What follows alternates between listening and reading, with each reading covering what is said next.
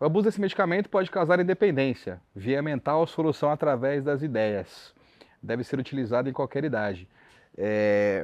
A analogia com uma capa de remédio não é mera coincidência.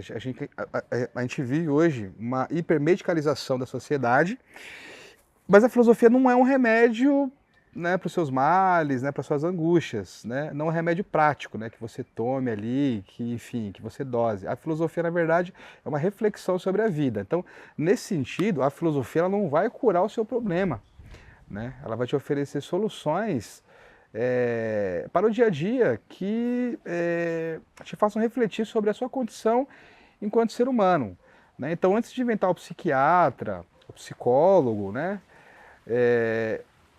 a filosofia cumpria esse papel. Então, na verdade, muitos filósofos antigos, como os estoicos, os epicuristas, já ofereciam soluções práticas para a vida a partir da filosofia. Então, nesse sentido, desde que a filosofia ela foi inventada pelos gregos, ela tem esse papel, né, de refletir sobre a vida e oferecer soluções que não suprimem, mas diminuem o sofrimento humano. Na verdade, a felicidade é um estado momentâneo de satisfação, que ela nunca pode ser eterna, porque pense em alguém sempre feliz, assim, 24 horas por dia. Essa pessoa é tonta.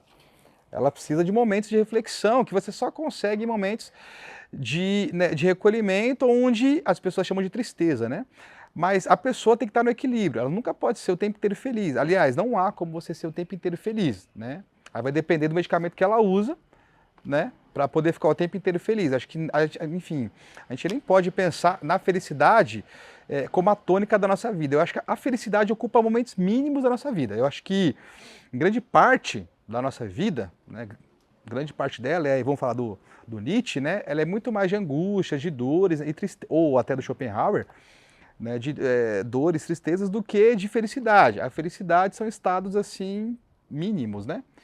Mas que nos impulsionam a tentar. Então, se você acorda às 5h30 da manhã para pegar um busão lotado, você está pensando em ser feliz, né? Não é como você falar que você não está. Né? Você busca sair de uma condição, né, que você se encontra, e essa condição que você se encontra é a tristeza. A que você quer chegar é a felicidade. Então, para resumir, a felicidade ela está sempre em um ponto onde você não está, né?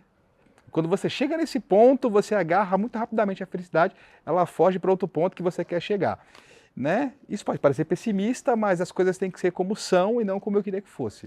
Então a filosofia, na verdade, é isso.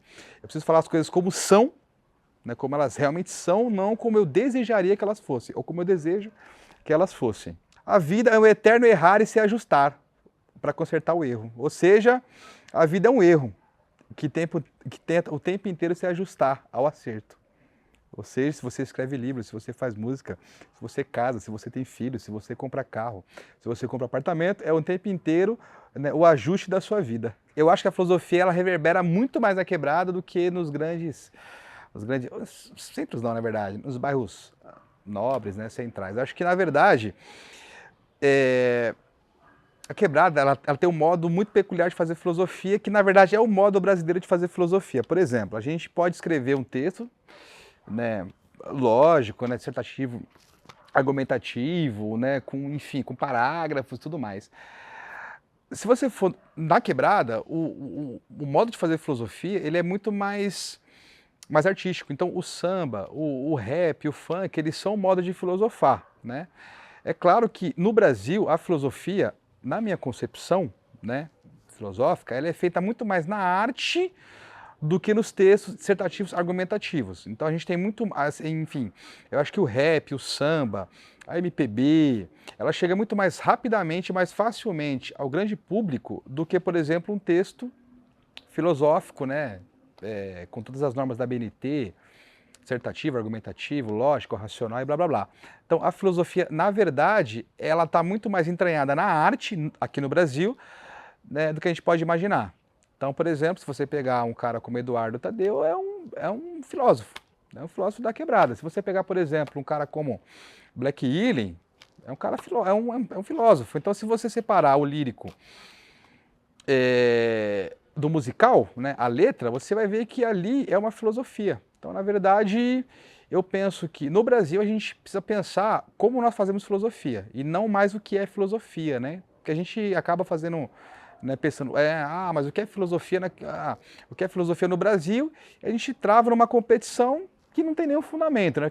O que é filosofia é pensar. Né? Agora, pensar como? Pensar na arte, pensar na música, né? Pensar na literatura, pensar no texto mais dissertativo. Então, acho que o que nós já sabemos. Agora, o modo que nós fazemos que tem que ser pensado. Né? Como no Brasil nós devemos fazer filosofia.